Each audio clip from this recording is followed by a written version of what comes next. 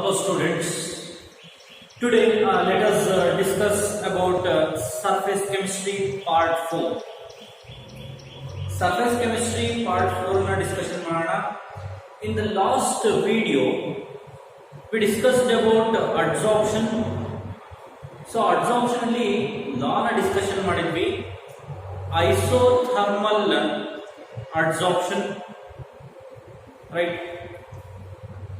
And we discussed about applications of adsorption and also catalysis. Catalysis na ಸ್ವಲ್ಪ ನಾವು discussion ಮಾಡಿದ್ವಿ.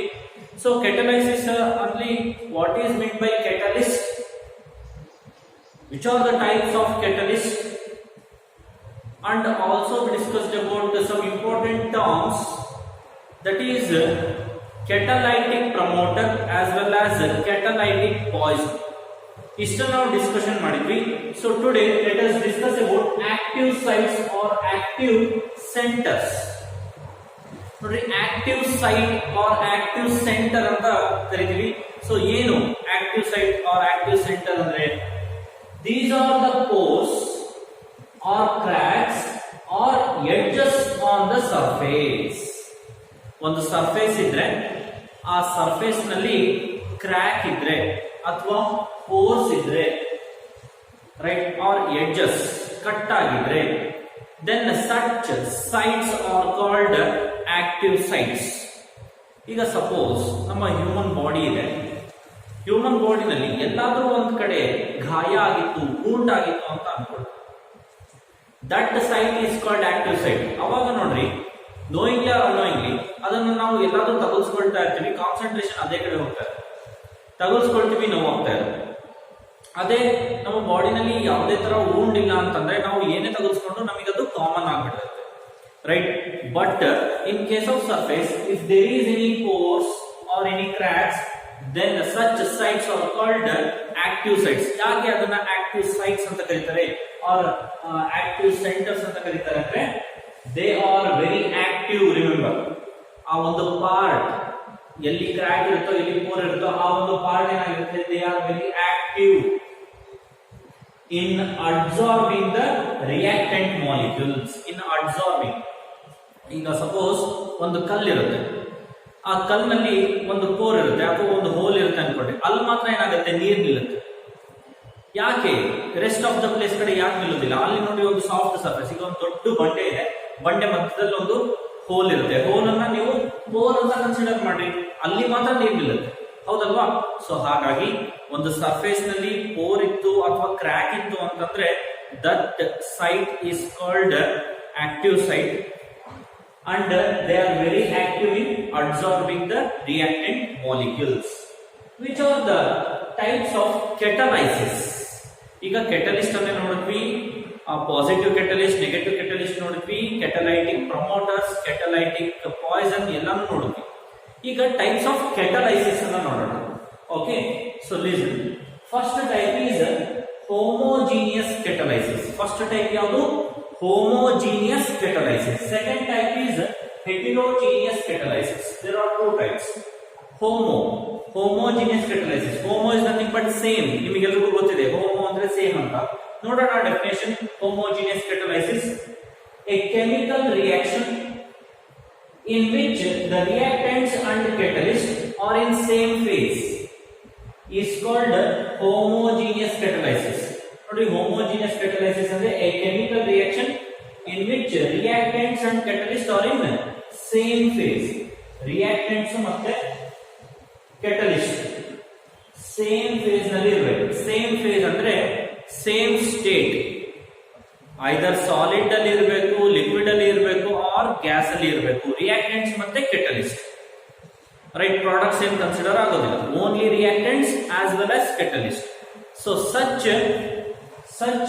Reaction is called homogeneous catalysis. ನೋಡೋಣ, ಒಂದು example ಇದೆ ನಮ್ಮ ಹತ್ರ. SO2 plus O2. ಇಲ್ಲಿ ನೋಡ್ರಿ, SO2 ಸಲ್ಫರ್ ಡೈಆಕ್ಸೈಡ್ ಗ್ಯಾಸಿಯಸ್ ಅಲ್ಲಿ ಇದೆ, ಆಕ್ಸಿಜನ್ ಕೂಡ ಏನಿದೆ, ಗ್ಯಾಸಿಯಸ್ ನಲ್ಲಿ ಇದೆ. ಇಲ್ಲಿ ಕೆಟಲಿಸ್ಟ್ ಆಗಿ ನಾವು ನೈಟ್ರಿಕ್ ಆಕ್ಸೈಡ್ NO ನ ಯೂಸ್ ಮಾಡಿದ್ದೀವಿ. Nitric oxide is also gas. It forms sulfur dioxide. Of course, it is gas, but it consider ಆಗಲ್ಲ. ಇಲ್ಲಿ ನೋಡಿ, reactants ಎರಡೂ ಗ್ಯಾಸ್ ಅಲ್ಲಿ ಇದೆ, as well as catalyst is also in gaseous form. So reactants as well as catalyst are in same phase is called homogeneous catalysis. ಅರ್ಥ ಆಯ್ತು right?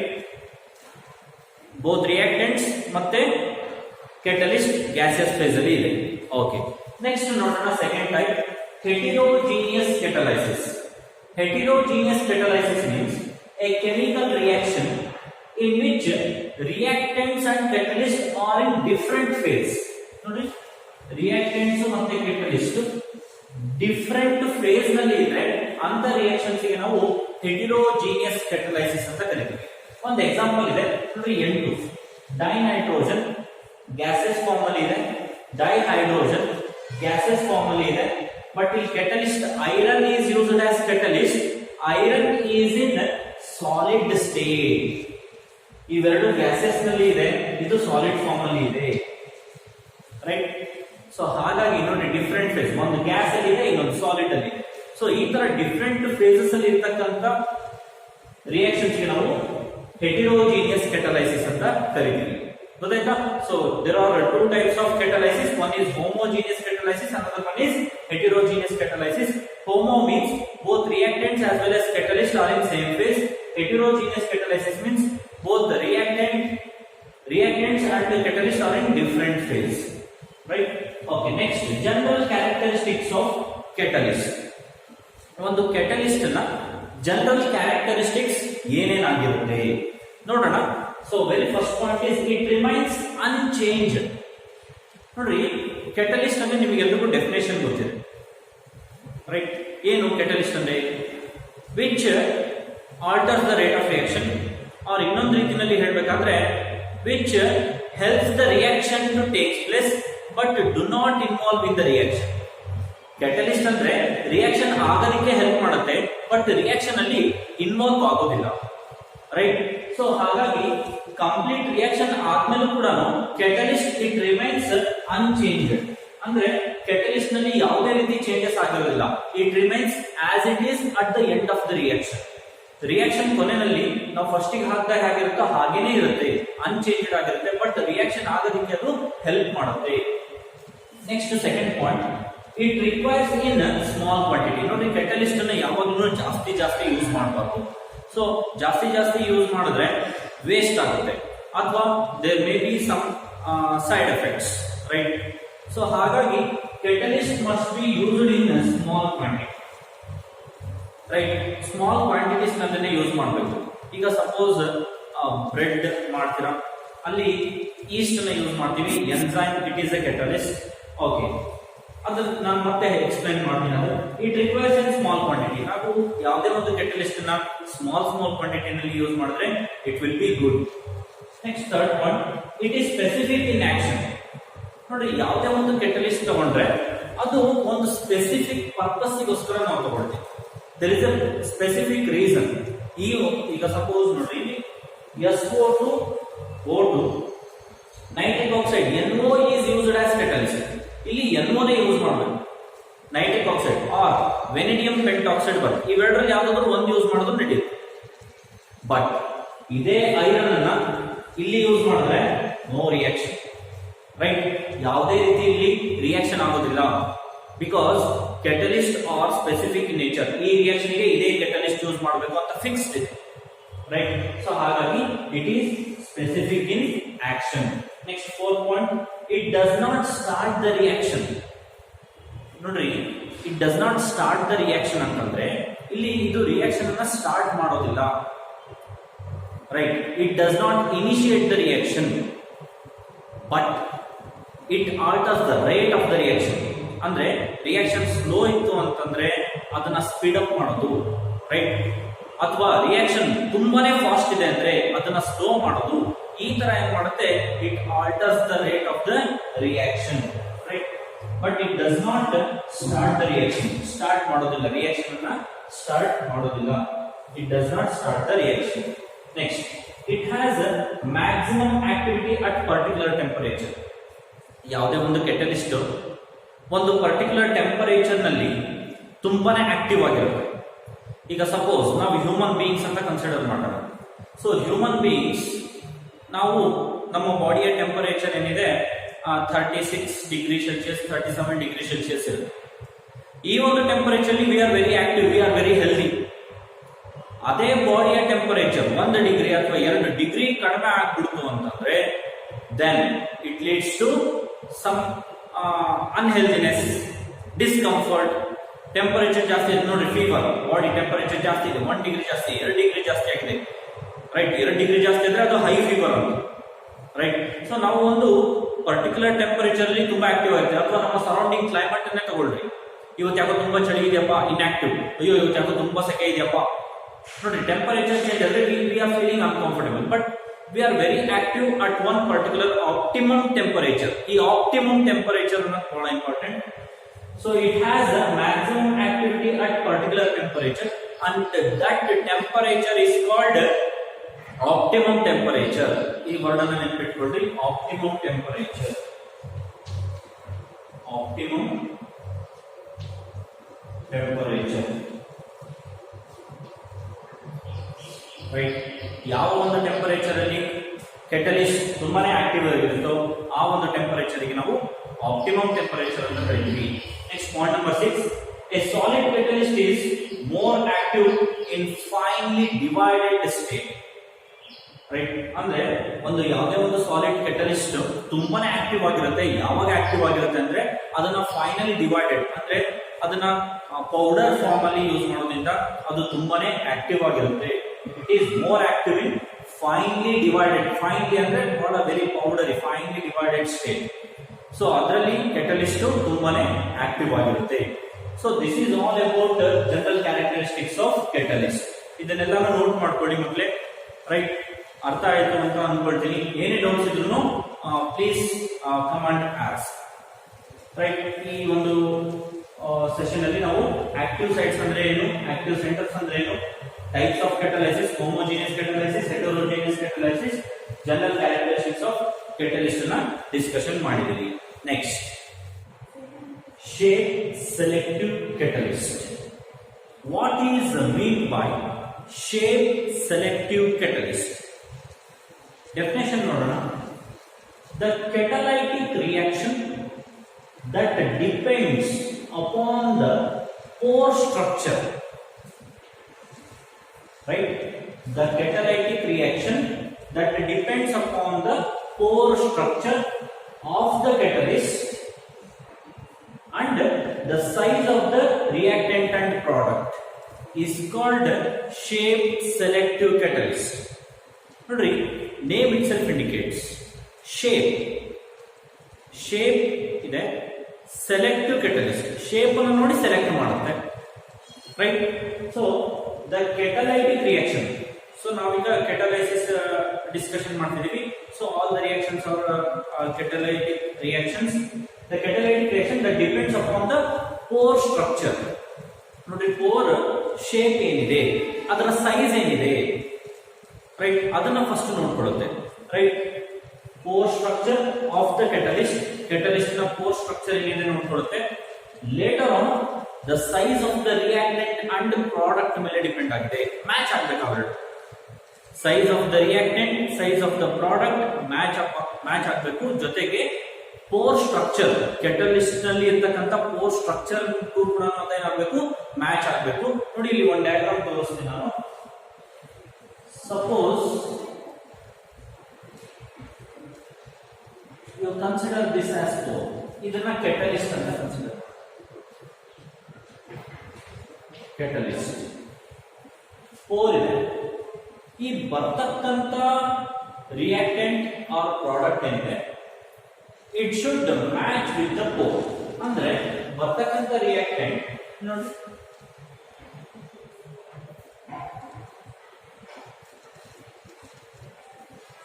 ಈ pore structure or size ಗೆ ಮ್ಯಾಚ್ ಆಗಿದೆ. This is react,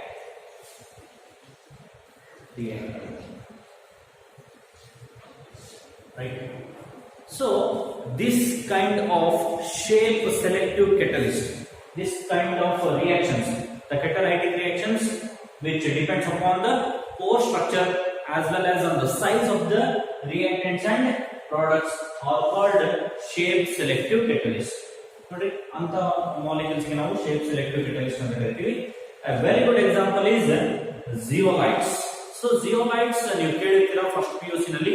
Zeolites used for the conversion of hard water to soft water. Hydrogen chapter ನಲ್ಲಿ discussion ಮಾಡಿರ್ತೀರಾ. Hard water ನ soft water ಆಗಿ convert ಮಾಡೋದಕ್ಕೆ ನಾವು ಜಿಯೋಲೈಟ್ಸ್ ನ ಯೂಸ್ ಮಾಡ್ತೀವಿ, ರೈಟ್? ಓಕೆ, ಇಲ್ಲಿ ನೋಡ್ರಿ, the important zeolite used in petrochemical industry is ZSM-51. ZSM ಅಂದ್ರೆ zeolite sieve molecular polarity 5 zeolite, right? ZSM ಅಂತಂದ್ರೆ ಸುಮ್ಮನೆ long form, it is not much important, but ತಿಳ್ಕೊಳ್ಳಿ. zeolite sieve molecular polarity 5 zeolite, right, which directly converts alcohol into gasoline. Alcohol ಗೊತ್ತಿದೆ ನಿಮಗೆಲ್ಲರಿಗೂ, OH group ಇರುತ್ತೆ. ಆ alcohol ಇಂದ gasoline is nothing but A fuel. ಅದಕ್ಕೆ ನಾವು ಗ್ಯಾಸೋಲಿನ್ ಅಂತ ಕರಿತೀವಿ. ಅಂದ್ರೆ ಪೆಟ್ರೋಕೆಮಿಕಲ್ ಪ್ರಾಡಕ್ಟ್ಸ್ ಅಂದ್ರೆ ಪೆಟ್ರೋಲಿಯಂ, ಡೀಸೆಲ್ ಯಾವ್ದನ್ನ ಬರ್ನ್ ಮಾಡೋದಕ್ಕೆ ಯೂಸ್ ಮಾಡ್ತೀವಿ, ಅದಕ್ಕೆ ನಾವು ಗ್ಯಾಸೋಲಿನ್ ಅಂತ ಕರಿತೀವಿ. ಆಲ್ಕೋಹಾಲ್ ಅನ್ನ ಗ್ಯಾಸೋಲಿನ್ ಆಗಿ ಕನ್ವರ್ಟ್ ಮಾಡೋದಕ್ಕೆ ನಾವು ಈ ಜಿಯೋಲೈಟ್ ಅನ್ನ ಯೂಸ್ ಮಾಡ್ತೀವಿ, right? So this is all about shape selective catalyst.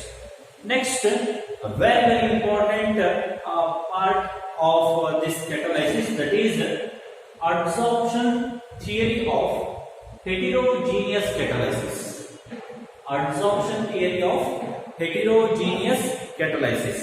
Really, adsorption, how it works on the heterogeneous catalysis anta nodona.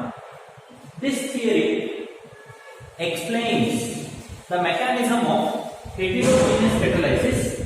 This mechanism involves 5 steps. Nodri, ಇದು ಒಂದು theory ಇದೆ, adsorption theory of heterogeneous catalysis.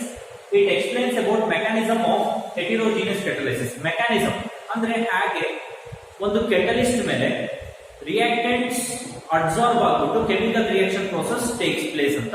ಅಂದ್ರೆ ಒಂದು ಸಣ್ಣ diagram ಅನ್ನ ತಗೊಂಡು ನಾನು explain ಮಾಡ್ತೀನಿ. Then it will be easy for you to understand this topic. Shape selective catalyst note ಮಾಡ್ಕೊಂಡಲ್ಲ, ನೋಟ್ ಮಾಡ್ಕೊಳ್ರಿ. Okay, listen. First step, mechanism ಅಲ್ಲಿ first step ಅನ್ನು ನಾನು ಎಕ್ಸ್ಪ್ಲೈನ್ ಮಾಡ್ತಿದ್ದೀನಿ. Diffusion of reactants to the surface of the catalyst. Diffusion ಅಂದ್ರೆ move ಆಗೋದು from one place to another place. So diffusion of reactants to the surface of the catalyst, right? ಒಂದು catalyst ಇದೆ, ಆ catalyst ನ ಮೇಲೆ reactant ಏನಾಗುತ್ತೆ, diffuse ಆಗುತ್ತೆ. Diffuse ಅಂತಂದ್ರೆ suppose take for example ethene, right? ethene ಒಂದು ಮಾಲಿಕ್ಯೂಲ್ ನ ನಾವು ತಗೊಳ್ಳೋಣ, ಇದೀಗ ಸರ್ಫೇಸ್ ಮೇಲೆ ಬಂತು, right? From by using diffusion, ethene molecule, it reaches the surface of the catalyst.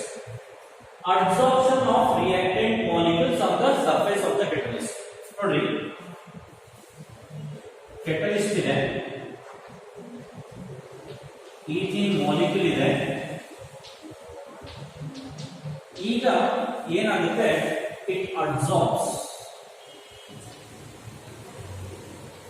on the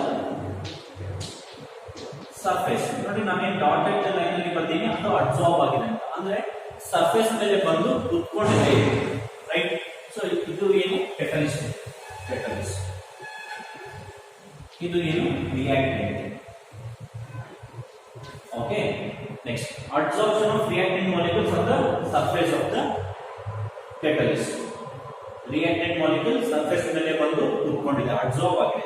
next, third step ನೋಡಿ, chemical reaction occurs on the surface of the catalyst.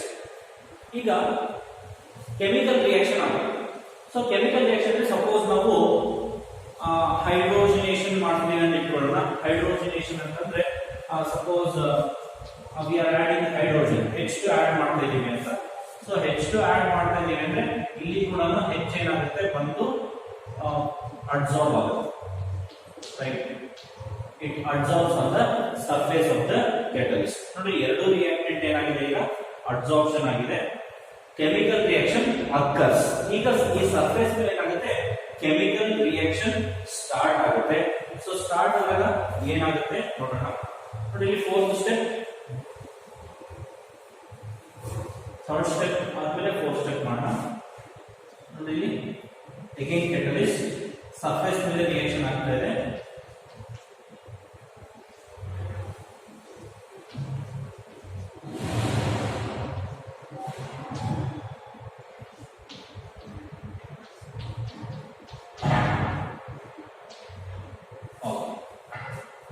Now addition of hydrogen takes place to ethene.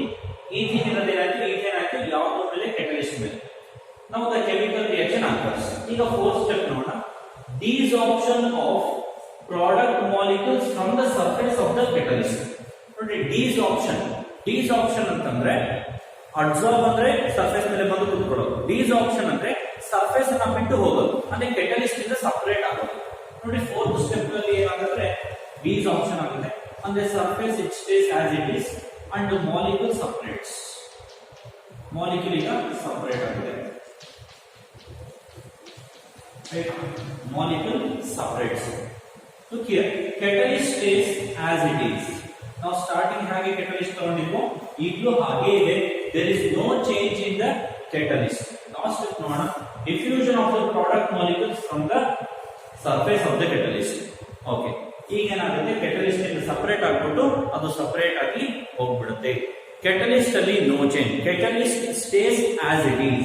ನೋಡಿ starting catalyst ಹಾಕೊಂಡಿದ್ದೀವಿ, at the end of the reaction also catalyst ಹೇಗಿರುತ್ತೋ ಹಾಗೆ ಇರುತ್ತೆ. So this is the mechanism of adsorption of reactants and chemical reaction takes place on the surface of the catalyst. ಇನ್ನೂ ಒಂದ್ಸತಿ explain ಮಾಡ್ತೀನಿ ನೋಡ್ರಿ. So adsorption theory of heterogeneous catalysis. This theory explains the mechanism of heterogeneous catalysis. This mechanism involves 5 steps.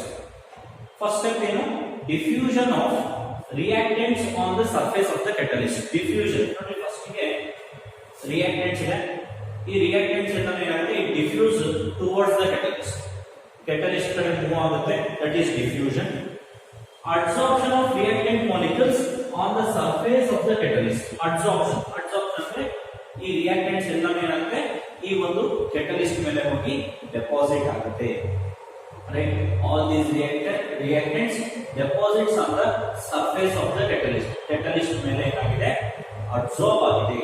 Next, chemical reaction occurs on the surface of the catalyst.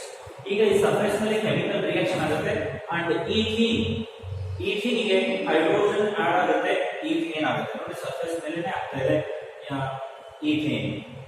Next, desorption of product molecules from the surface of the catalyst. Desorption ಅಂದ್ರೆ ಈ separate catalyst ಇಂದ separate ಆಗುತ್ತೆ. ನೋಡಿ catalyst ಇಂದ molecule separate ಆಗಿದೆ and it is diffuses.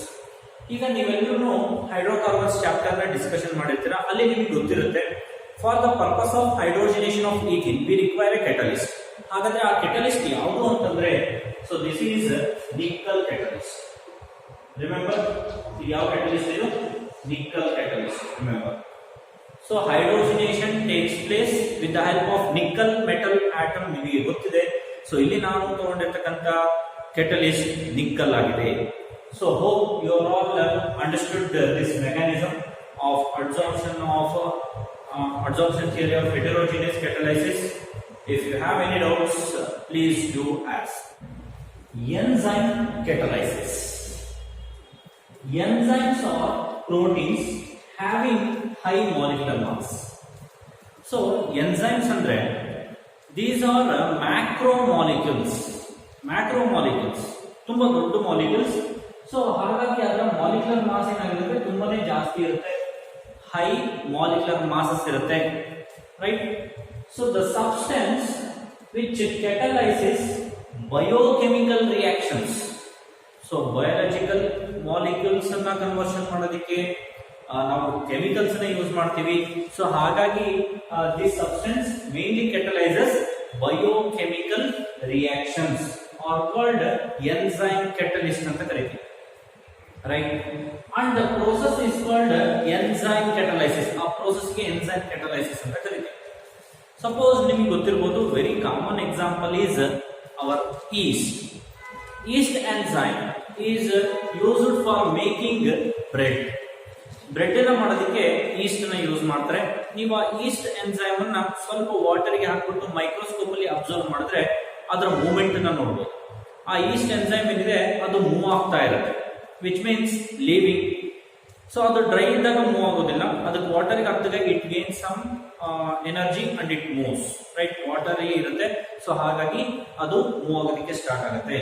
So some of the enzyme catalysis reactions na nodona. So specially sucrose, C12H22O11 sucrose in the presence of invertase enzyme, invertase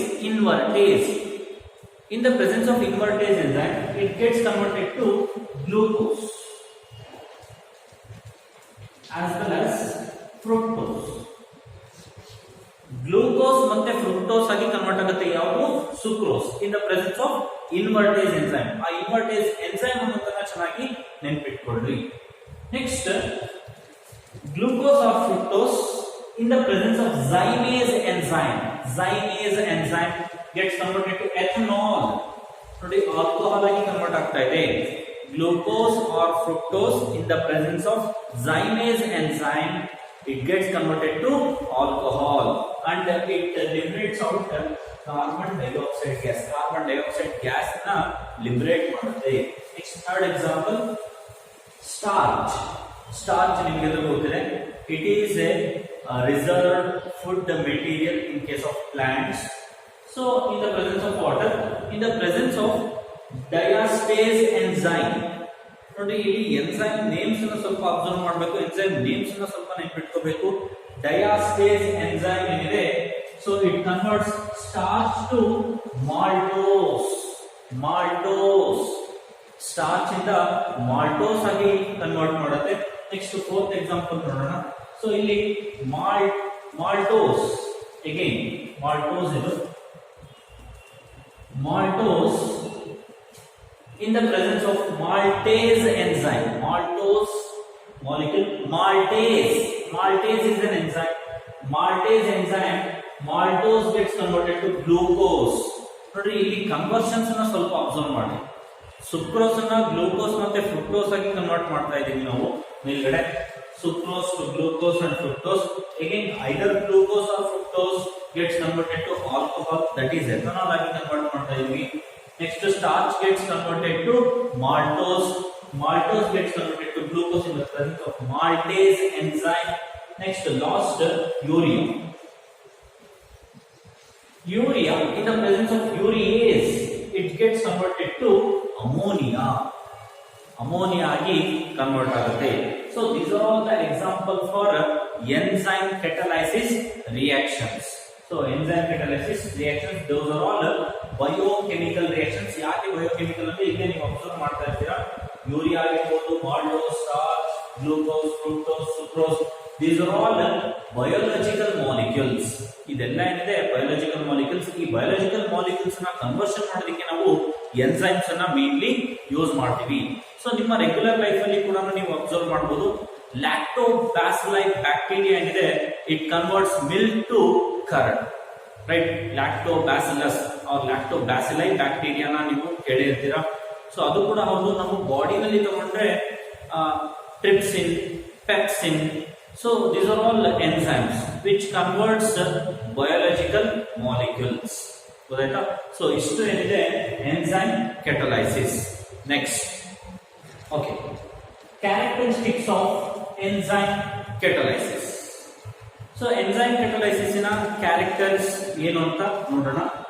so ನೋಡ್ರಿ, most highly efficient. So enzyme catalysts are all highly efficient in nature. So they can convert majority of the biochemical reactions, right? So and they are very useful in the field of biology as well as in chemistry also, right? So ಹಾಗಾಗಿ they are very efficient for the conversion of majority of the molecules. Next, highly specific in nature. Listen, ನಾನು already ಹೇಳಿದ್ದೀನಿ, highly specific in nature means ನಾನು ಇಲ್ಲಿ examples ಕೊಟ್ಟೆ already ನಿಮಗೆ. For the conversion of sucrose to glucose and fructose, you require invertase enzyme. Invertase enzyme ಬೇಕು. ನೀವು ಇನ್ವರ್ಟೇಸ್ ಬಂದು sir ಝೈಮೇಸ್ ಇದೆ, ಝೈಮೇಸ್ ಯೂಸ್ ಮಾಡಲ್ಲ, ನೋ, ಬರೋದಿಲ್ಲ. ಝೈಮೇಸ್ ಏನಂದ್ರೆ for the conversion of glucose or fructose to alcohol ಅಷ್ಟೇನೆ. But for the conversion of sucrose to glucose and fructose you require invertase. ನೋಡಿ, highly specific. ಈ ಒಂದು ರಿಯಾಕ್ಷನ್ ಇದೇ ಎನ್ಸೈಮ್ ಬೇಕು. ಸೊ ಆ ತರ ಹೈಲಿ ಸ್ಪೆಸಿಫಿಕ್ ಆಗಿದೆ.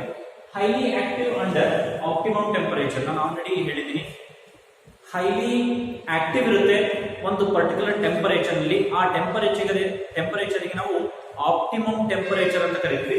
That temperature is in between 298 kelvin to 310 kelvin. 298 kelvin ಇಂದ 310 ಕೆಲ್ವಿನ್ ಮಧ್ಯದಲ್ಲಿ.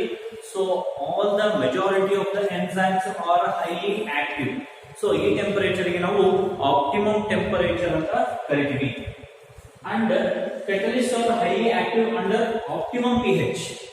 ನೋಡಿ, ಆಪ್ಟಿಮಮ್ pH ಅಂದ್ರೆ ಒಂದು ಪರ್ಟಿಕ್ಯುಲರ್ pH ಅಲ್ಲಿ again enzymes are highly active ಆಗಿರುತ್ತೆ. pH also plays a very important role. ಆ pH ಆಪ್ಟಿಮಮ್ pH ಎಷ್ಟು ಅಂದ್ರೆ that is 5 to 7 pH. In between 5 to 7 pH ನೋಡಿ, ಸ್ಲೈಟ್ಲಿ ಅಸಿಡಿಕ್. ಆ ಒಂದು pH ಅಲ್ಲಿ ಎನ್ಸೈಮ್ಸ್ ಆರ್ ಹೈಲಿ ಆಕ್ಟಿವ್ ಆಗಿರುತ್ತೆ, right?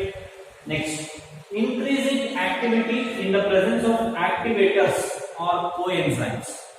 If you want to increase the activity of the enzymes ನ activity ನ ಜಾಸ್ತಿ ಮಾಡಬೇಕು ಅಂತಂದ್ರೆ, ಸೊ ನೀವೇನ್ ಮಾಡಬೇಕು, ಆಕ್ಟಿವೇಟರ್ಸ್ ನ ಯೂಸ್ ಮಾಡಬೇಕು.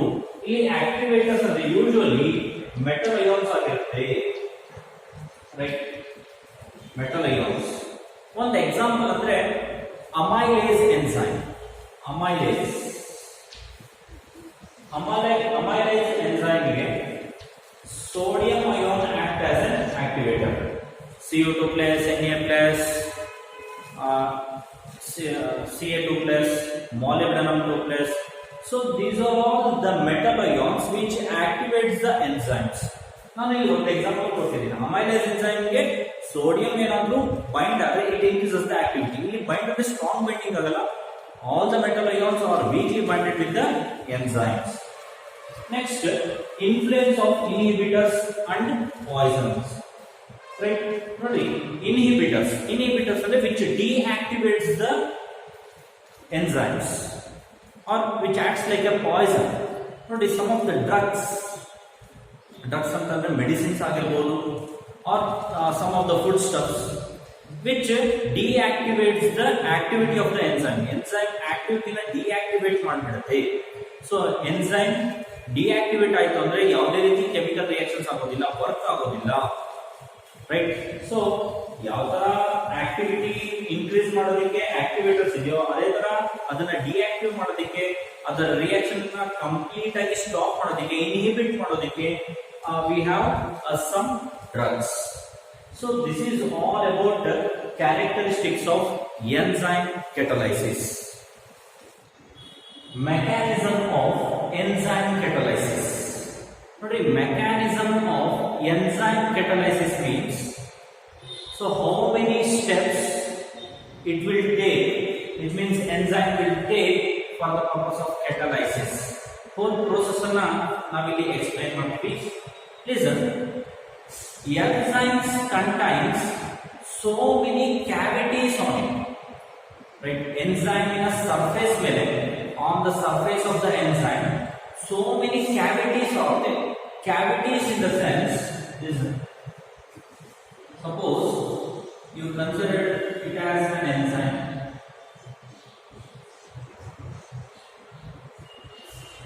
It contains cavities. Cavities is nothing but a shape. ನಾನು ಹೇಳಿದ್ದೀನಿ, active sites or active centers. Active sites or active centers is nothing but either cracks ಇರುತ್ತೆ, ಇಲ್ಲ holes ಇರುತ್ತೆ, pores ಇರುತ್ತೆ, ಅದಕ್ಕೆ ನಾವು active sites or active centres ಅಂತ ಕರಿತೀವಿ. ಇಲ್ಲಿ ಕ್ಯಾವಿಟೀಸ್ ಅನ್ನೋದು same, right. Enzyme consists of so many cavities and that cavities are in the form of groups, active groups. Andre suppose amine group, alcoholic group, carboxylic acid group, etc. ಈ ತರ functional group form ಅಲ್ಲಿ ಇರುತ್ತೆ, right. ಈಗ ನೀವು organic chemistry chemical reactions ನೋಡಿದ್ರ, ಎಲ್ಲಿ chemical reaction ಆಗುತ್ತೆ, ಎಲ್ಲಿ ಫಂಕ್ಷನಲ್ ಗ್ರೂಪ್ ಇರುತ್ತೋ ಅಲ್ಲಿ ಮಾತ್ರ ಕೆಮಿಕಲ್ ರಿಯಾಕ್ಷನ್ ಆಗುತ್ತೆ, right. So that is the functional group, that is the active site.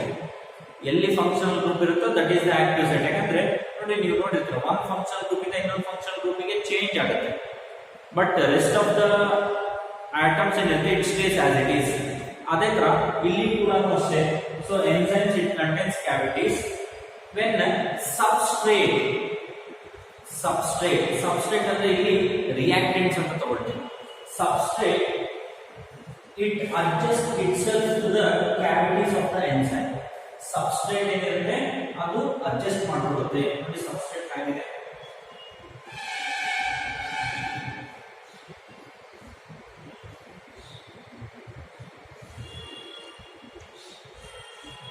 so this is the substrate. Substrate adjusts itself to the enzyme and chemical reaction takes place on the surface of the enzyme. So ಈಗ ನೋಡಿ ಒಂದು equation form ಅಲ್ಲಿ ತೋರಿಸ್ತೀನಿ. Enzyme ಇದೆ, first step 1. Step 1 ಅಲ್ಲಿ enzyme it combines with the substrate. Substrate is nothing but reactant. It gives rise to ES star. Right. ಈಗ ಏನಾಗ್ತಾ ಇದೆ, ರಿಯಾಕ್ಟೆಂಟ್ ಸರ್ಫೇಸ್ ಮೇಲೆ ಕೂತಿದೆ, ಎಂಜೈಮ್ ಸರ್ಫೇಸ್ ಮೇಲೆ. So chemical reaction is taking place. Step 2 ಅಲ್ಲಿ ಏನಾಗುತ್ತೆ ನೋಡಿ, step 2 ES star it gives E plus product. So ಇಲ್ಲಿ ನೋಡಿ ರಿಯಾಕ್ಟೆಂಟ್ಸ್ and enzyme ಇದೆ. So reaction is taking place, reaction is progress.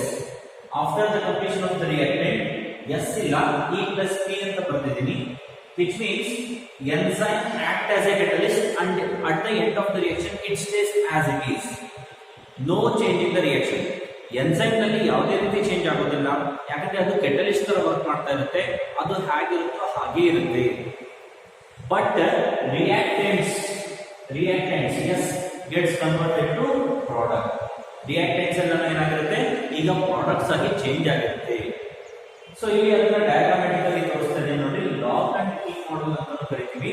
So ಹಾಗೆ ಕೀ ಲಾಗ್ ಒಳಗಡೆ clean ಆಗಿ adjust ಆಗಿ ಹೋಗುತ್ತೋ ಅದೇ ರೀತಿ ಇಲ್ಲಿ ಕೂಡ ರಿಯಾಕ್ಟೆಂಟ್ಸ್ ಎಸ್ ಏನಿದೆ ಎಂಜೈಮ್ಸ್ ಜೊತೆ ಪಾಯಿಂಟ್ ಆಗುತ್ತೆ ನೋಡಿ. E plus S ಅಂತ ಅನ್ಕೊಳ್ಳಿ. ಎಸ್ ಇದು ರಿಯಾಕ್ಟೆಂಟ್ ಪ್ಲಸ್ ಇ. ಈಗ ಏನಾಗುತ್ತೆ ನೋಡಿ, ಎಂಜೈಮ್ ಇದೆ,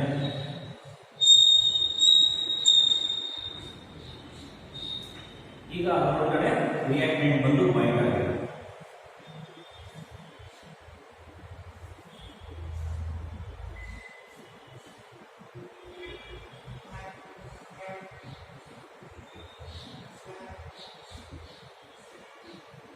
Right. So this is ES. ಇದು ರಿಯಾಕ್ಟೆಂಟ್ ಎಂಜೈಮ್ ಜೊತೆಗೆ ಬಂದು ಬೈಂಡ್ ಆಗಿದೆ ಈಗ. ಸೊ ನೆಕ್ಸ್ಟ್ ಸ್ಟೆಪ್ ಅಲ್ಲಿ ನೋಡಿ ಏನಾಗುತ್ತೆ, enzyme it stays as it is.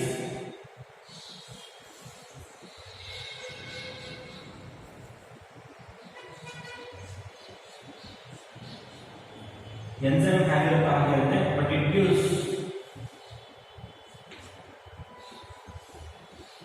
two different products. Enzyme it stays as it is. Enzyme ಹೇಗಿರುತ್ತೋ ಹಾಗೆ ಇರುತ್ತೆ, ಬಟ್ ಪ್ರಾಡಕ್ಟ್ ಮಾತ್ರ ಸಪರೇಟ್ ಚೇಂಜ್ ಆಗಿರುತ್ತೆ. So this is very important for the purpose of examination. Examination point of view very important. ಇದನ್ನ ನಿಮಗೆ 3 marks ಹೇಳ್ತಾರೆ, 3 marks. So ಹಾಗಾಗಿ ಇದನ್ನ ಚೆನ್ನಾಗಿ ಓದ್ಕೊಳ್ರಿ, ಗೊತ್ತಾಯ್ತಾ? ಸೊ ನೋಡಿ, ಫಸ್ಟ್ ಸ್ಟೆಪ್ ಇದನ್ನು ಬರಿಬೇಕು, ಇದನ್ನು ಬರಿಬೇಕು, ಎರಡು ಡಯಾಗ್ರಾಮ್ ಫಾರ್ಮ್ ಅನ್ನು ಬರಿಬೇಕು, E+X ಫಾರ್ಮ್ ಅನ್ನು ಬರಿಬೇಕು. Remember, enzyme, it consists of so many cavities on its surface, so many cavities andre cracks or pores, cavities irutte, and also it contains active sites or active centers in the form of functional groups. So where the reaction takes place, so in the form of lock and key model, godaita? So is to mechanism of enzyme catalysis. Next, industrial applications of catalysis. ಇಂಡಸ್ಟ್ರಿಯಲ್ಲಿ ಹೇಗೆ ಕೆಟಲೈಸಿಸ್ important role ಅನ್ನು play ಮಾಡುತ್ತೆ but especially ಇಲ್ಲಿ 3 major chemicals ಬರುತ್ತೆ. That is synthesis of ammonia are the manufacturing of ammonia, manufacturing of nitric acid, manufacturing of sulphuric acid.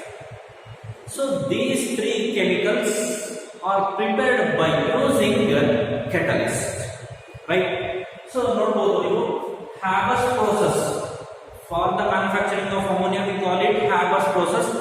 By using Haber's process, we manufacture ammonia by using finely divided iron or molybdenum as promoters of catalyst. Iron or molybdenum as catalyst at 200 atmospheric pressure and 723 to 773 Kelvin temperature. So ಇದು conditions ಕೂಡ ಬಹಳ important. ಬರೀ ನಾನು catalyst use ಮಾಡ್ಬಿಡ್ತೀನಿ so chemical synthesis ಆಗ್ಬಿಡುತ್ತೆ ಅಂದ್ರೆ no, because catalyst ಜೊತೆಗೆ conditions, temperature ಎಷ್ಟಿರಬೇಕು, ಪ್ರೆಷರ್ ಎಷ್ಟಿರಬೇಕು, ಯಾವುದೇ ಒಂದು ಕಂಡೀಷನ್ ಸ್ಯಾಟಿಸ್ಫೈ ಆಗಿಲ್ಲ ಅಂದ್ರೂ ನಿಮ್ಮ ಕೆಮಿಕಲ್ ಪ್ರಿಪೇರ್ ಆಗೋದು, ರೈಟ್? ಸೊ ಈಗ ಬರೋಣ Ostwald's process of manufacturing nitric acid. So Ostwald's process ಇಂದ ನಾವು ನೈಟ್ರಿಕ್ ಆಸಿಡ್ ಅನ್ನು ಪ್ರಿಪೇರ್ ಮಾಡ್ತೀವಿ by using catalyst that is platinized asbestos. Platinum use ಮಾಡ್ತೀವಿ ಆರ್ ರೋಡಿಯಂ ಅನ್ನು ಯೂಸ್ ಮಾಡ್ತೀವಿ. ಅದರ ಜೊತೆಗೆ ಟೆಂಪರೇಚರ್ ಎಷ್ಟಿರುತ್ತೆ, 573 Kelvin temperature and another condition is 9 bar pressure use ಮಾಡ್ತೀವಿ, 573 Kelvin temperature and platinized asbestos, right? So ಎಲ್ಲ ಕಂಡೀಷನ್ಸ್ ಅಪ್ಲೈ ಆದರೆ then we can prepare nitric acid by using Ostwald's process. Next, contact process ಇಂದ ನಾವು sulfuric acid ಅನ್ನು prepare ಮಾಡ್ತೀವಿ. For the manufacturing of sulfuric acid we call it contact process. ಅದನ್ನು ನಾವು contact process ಅಂತ ಕರಿತೀವಿ. So ಇಲ್ಲಿ ಕಂಡೀಷನ್ಸ್ ನೋಡ್ರಿ, ಕೆಟಲಿಸ್ಟ್ ನೋಡ್ರಿ, vanadium pentoxide as catalyst, vanadium pentoxide catalyst ಆಗಿದೆ.